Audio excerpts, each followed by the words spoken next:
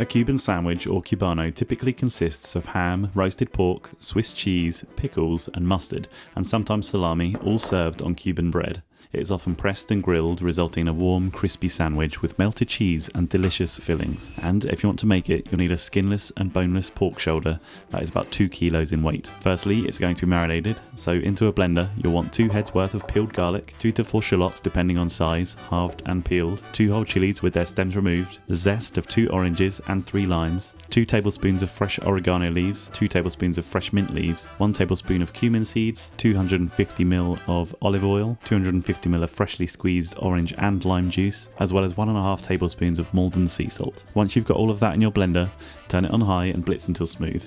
Set aside for a moment. Now your best bet here is to get yourself a large Ziploc bag and pop your pork inside and pour it over the marinade. I would like to recommend that you do not leave your pork unattended at this phase, no matter how confident you are in its seemingly sturdy appearance. Once you've got your pork and all of its marinade in one place, get it in the fridge for between 12 to 24 hours, probably overnight. While your pork is marinating, you may as well get your bread baked.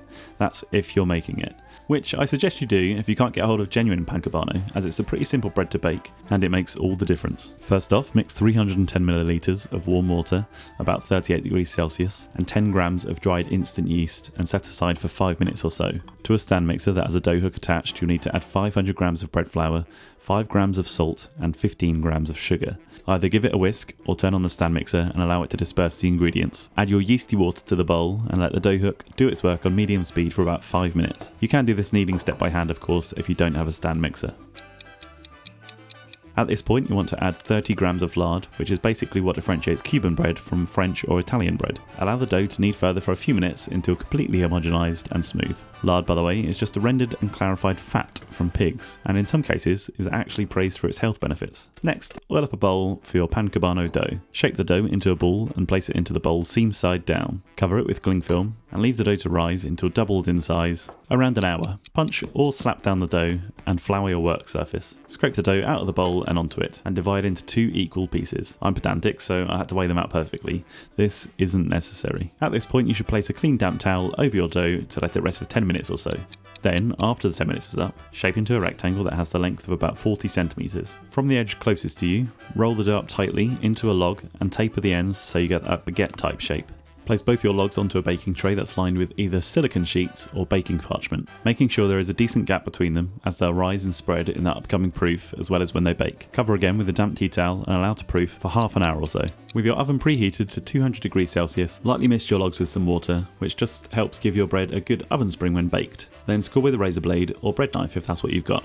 In researching this, I found that historically sometimes a palm frond was laid on top of the bread rather than it being slit, but it creates the same effect once baked, as you can see. Anyway, get your bread into the oven, along with some sort of receptacle holding water in it. I've used a loaf tin. This is just an attempt to try and get some steam into my oven. You want to bake for about 10 minutes, reduce the heat to 190 degrees Celsius, remove the water and bake for a further 20 minutes or so. As you can see, I should have rotated these halfway through the bake, but I didn't, and now one of them is a little darker than the other. Get them onto a wire rack and let them cool completely. Okay, back to our marinating meat. Place the pork along with its marinade into a Dutch oven. I'm using this cast iron one. You want your oven to have been preheated to 180 degrees Celsius. Then place your pork onto the middle shelf, uncovered for about half an hour. After that half an hour is up, pull your pork out and flip and baste it to assure that you get an even colour throughout the braise. I would flip and baste the pork every half an hour or so. You could even turn your oven down a notch if it seems to be darkening too quickly to about 160 degrees Celsius. I ended up popping a lid on mine for the last 45 minutes. In total I cooked this for about 3 hours and you can see it's got a beautiful crust on it, but it's still tender and moist. I continued to pick down the pork into chunks. I didn't want to put it down too far and lose some of the texture that I just spent so long cultivating. I poured over some of the cooking juices and fats from the pan, and that's our mojo pork, ready for the sandwich. Now on to actually building the Cuban sandwich. This pan Cubano loaf makes 2 portions perfectly. Nip off the ends for a chef's treat and cut your bread in half and once again straight down the middle. Butter the insides generously and toast your bread on a flat surface. Either a flat griddle pan, like this, or a large frying pan will do. Get them nice and golden. For the fillings, we're going to start with a good layer of yellow mustard on both sides. Then on the bottom half, top the mustard with sliced pickles. Then comes ham that I've just seared off lightly on the griddle. This just adds a little crispy saltiness to the equation. Top that with your mojo pork shoulder. I purposefully have used bits from near the outer part of the shoulder as I wanted that crust for its texture and flavour while also being connected to its juicy inner meat. Top with a couple of slices of Swiss cheese, and if you got one you can give the cheese a head start on melting with a blowtorch. Pop the lid onto your sandwich and lather both outer sides now with butter. This is essential to keep it lubricated for the imminent pressing. Now, on your preheated flat surface, place your sandwich and press down with a separate preheated cast iron pan. In fact, any heavy paste pan will do.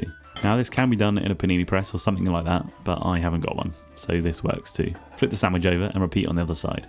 Remove from the heat and you've got yourself a Cuban sandwich. Cut on an angle and enjoy. Oh, this sandwich was delicious. I know you can do the meat a few different ways. One of them involves cooking the pork a bit less and having it kind of more sliceable, which I will try in the future, but I was really happy with this attempt, and yeah, it was delicious. If you enjoyed this video and found it useful, I'd really appreciate if you could hit the like button and consider subscribing to the channel. I'm at the very beginning of this YouTube channel, and with your support I'll be able to put more time and more effort into each upcoming video. Thanks for watching.